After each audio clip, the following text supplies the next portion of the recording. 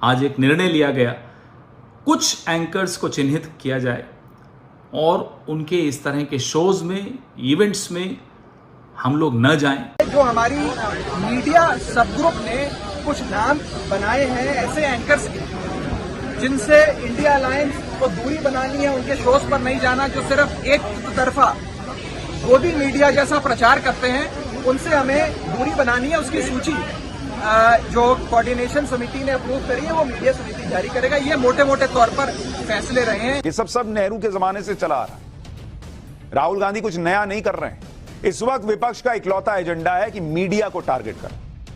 मैंने आपको बताया था कि उन्होंने 14 एंकर्स की लिस्ट बनाकर डाल दी और 2024 के चुनाव से पहले मीडिया से लड़ने लगे। लड़ना मोदी जी से था, लड़ रहे हैं मीडिया से। विपक्ष को लगता है कि उनकी जीत और हार के बीच में मात्र 14 एंकर ही खड़े हैं। ये 14 एंकर बीच से हट गए तो वो नरेंद्र मोदी को हरा देंगे।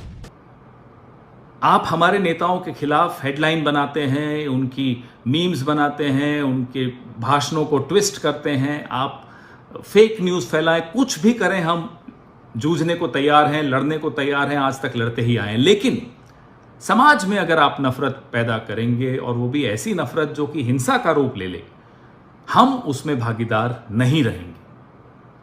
बड़े भारी मन से निर्णय लिया गया। We are not opposed to any of these anchors. We do not hate any of these anchors, but we love our country more.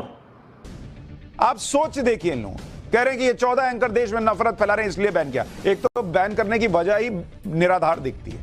दूसरा लॉजिक देखिए कि 14 एंकर 140 करोड़ की आबादी में जहर फैला दे रहे हैं। 14 एंकर, मात्र 14 एंकर। अब तो देश में कोई जहर नहीं फैलेगा, फिर इसका मतलब आपने वहां से जाने से मना कर दिया।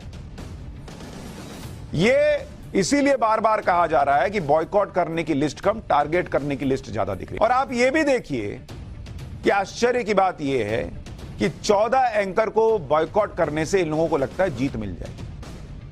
अगर इन एंकर्स को टारगेट करेंगे तो वो मोदी से जीत जाएंगे, मानकर बैठे। लेकिन ये कितना बड़ा भ्रम है उसका अंदाजा आप इसी बात से लगाइए कि नरेंद्र मोदी की ग्लोबल रेटिंग बढ़ती जा रही है। और ये ग्लोबल रेटिंग देश के उन 14 एंकर्स ने सेट नहीं की है जिनको आप बॉयकॉट कर रहे हैं। किसी भी नेता की ग्लोबल रेटिंग उस नेता पर देश के भरोसे से आती है, और यह भरोसा लगातार उस ग्लोबल रेटिंग में दिख रहा है, जिस ग्लोबल रेटिंग में प्रधानमंत्री नरेंद्र मोदी न सिर्फ टॉप पर है बल्कि धुआं धक्कड़ कर रखा है। भाई छप्पर फाड़ के नंबर ले रहे हैं, एक बार नहीं हर बार ले रहे हैं, और दूसरे नेताओं से बहुत आगे दिखते हैं। अमेरिकी सर्वे एजेंसी मॉर्निंग कंसल्ट की लेटेस्ट ग्लोबल रेटिंग में नरेंद्र मोदी की रेटिंग ने फिर से छप्पर फाड़ दिया है। मतलब आप इस लिस्ट को देख लीजिए, इकलौते नरेंद्र मोदी हैं जो 75% पार करके बैठे हैं, बाकी कोई 50% भी पार नहीं कर पाया। और ये क्या, ये रेटिंग क्या इन 14 एंकर्स ने बनाई है क्या कि इन 14 एंकर से लड़ लीजिए और ये रेटिंग गिरा दीजिए और नरेंद्र मोदी से जीत जाइएगा क्या?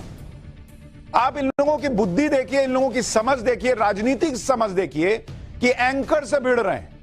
यूनिसेफ यानी United Nations International Children's Emergency Fund ने मोदी सरकार की इस बात के लिए तारीफ की है कि उन्होंने स्वास्थ्य और स्वच्छता के मुद्दे पर बहुत ध्यान दिया है। यह क्या भारतीय पत्रकारों ने करवा दिया क्या उससे? यूरोपियन यूनियन ने G20 में सहमति के लिए पीएम मोदी की तारीफ करते हुए कहा कि अगर पीएम मोदी का मजबूत नेतृत्व ना होता तो यह मुमकिन ही नहीं हो पाता। रूस के राष्ट्रपति पुतिन ने हाल ही में पीएम मोदी के मेक इन इंडिया की तारीफ की और रूस की ऑटो इंडस्ट्री को कहा कि तुम भारत से सीखो। भाई दुनिया तारीफ कर रही है। पुतिन बैठकर हमारी न्यूज की पाठशाला ना देखते होंगे, उनको समझ में नहीं आता होगा। रूसी बोलते हैं, वो रशियन बोलते हैं।